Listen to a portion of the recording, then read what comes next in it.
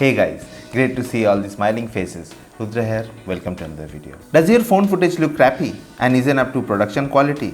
Does your phone lack something which you didn't get till now and would like to improve while buying a new phone? In this video, I'll suggest 10 things that you should remember before buying a new phone. And at the end of the video, I'll give few tips that will help you with filmmaking. Time codes are in the description. Feel free to play around.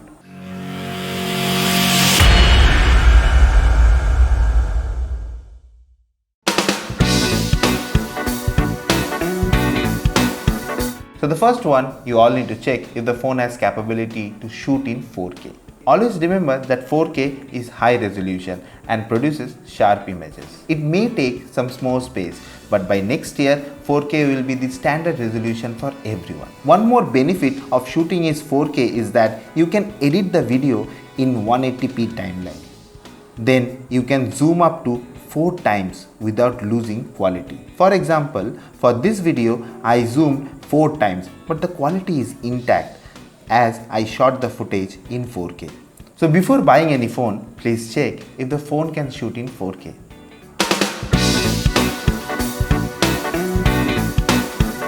Many of you want to shoot video and slow it down in order to achieve that slow cinematic look. In order to slow down your video and make it smooth, your phone must have the capability to shoot in 60 fps.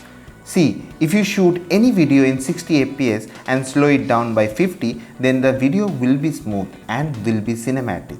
Similarly, if you shoot any video in 30 fps and slow it down, then the video will have jitter while playing and it will not look good.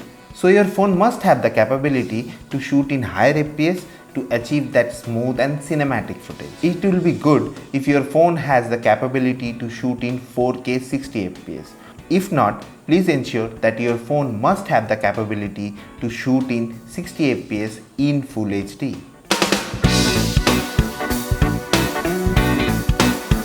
Basically, field of view is the frame you see through your phone screen. You can also measure this as focal length. Usually the phones we use have a focal length of 24 to 28 mm, and you may say as ultra wide angle is preferable as you need it sometimes. Personally, I need wide angle several times while shooting. So if you are buying a phone with a wide angle camera, then it's a definite advantage for you.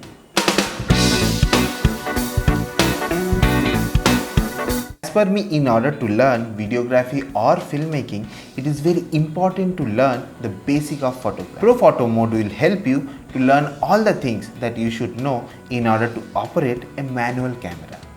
Almost all the features other than aperture, Pro Photo mode will give you an understanding of ISO, shutter speed, manual focus. So if your phone has Pro Photo mode, it will be a huge advantage for you on learning and upscaling your filmmaking skills.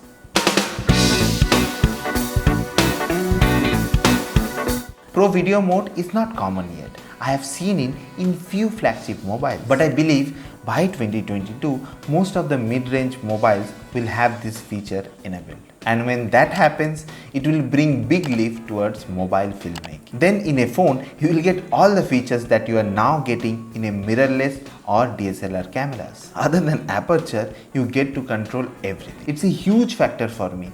So when that happens, please ensure that your phone should have Pro Video mode enabled.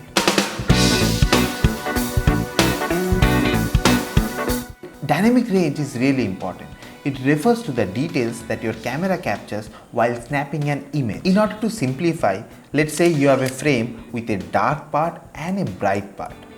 For such scenarios, if your phone has managed to capture detail from both bright and dark part, then your phone has a good dynamic range. Now on the other hand, suppose in a similar scenario, the bright part is overexposed and the dark part is underexposed. I am sure many of you have noticed this issue while filming with your phone. Usually this is a big difference when comparing mirrorless DSLRs and mobile phones. Nowadays flagship mobiles in the market has a good dynamic range. And while buying a phone, you can listen to your trusted reviewer on the dynamic range, or you can listen to 5 or more reviewers with respect to dynamic range. So while picking up your next phone, do consider dynamic range as it plays an important part in filmmaking.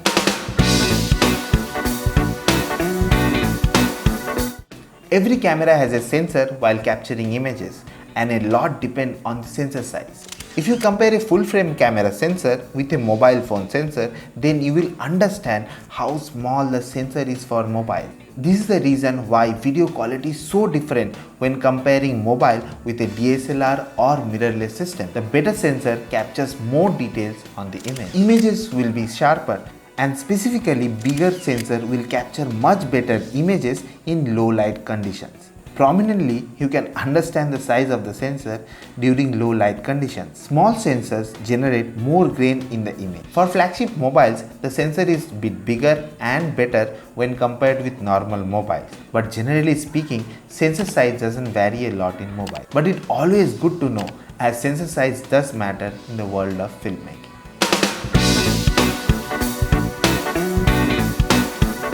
I think you realize this as you are planning to use your phone as your camera, so battery size has to be considered. Using a camera draws huge battery power from your phone, so it will be good if you carry a power bank in your backpack.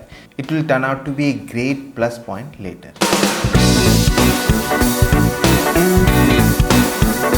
This is a recommendation from my side.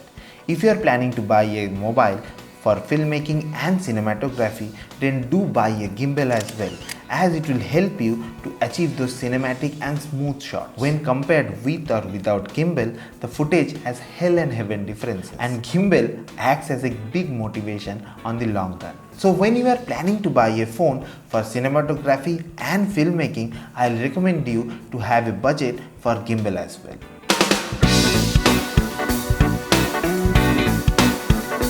Audio is a common problem that everyone faces while shooting with a phone, as built-in mics are not up to that mark. At least it's not good for any production work. I'd recommend you to buy an external mic. Nowadays, there are different kind of mics available in the market. And if your budget is less, then go for Boya M1 lapel mic, which I feel provides satisfactory result when compared to the price.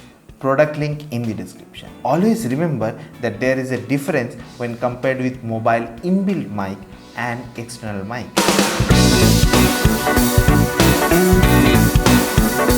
Number 1. While shooting, always turn on the grid display on your mobile. Grid display will help you with framing. With grid display, you can easily achieve rule of third or easily frame the person in middle of the frame.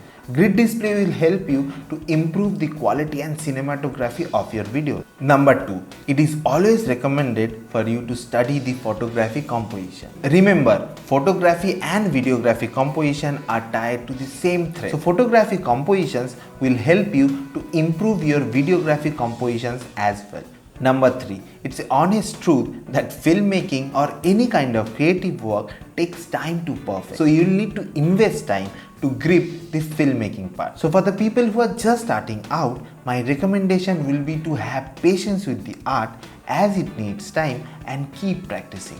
Number 4. When you are planning for a shoot with your phone, try shooting outside, as it will give you the best performance. Try to avoid indoors, as we don't want grain in our footage. Hope these 10 tips will help you while picking your next phone for filmmaking. And for any questions, do let me know in the comment section below. And if you find this video helpful, do like the video and subscribe to my channel. That's it for today everyone. See you in the next video. Peace.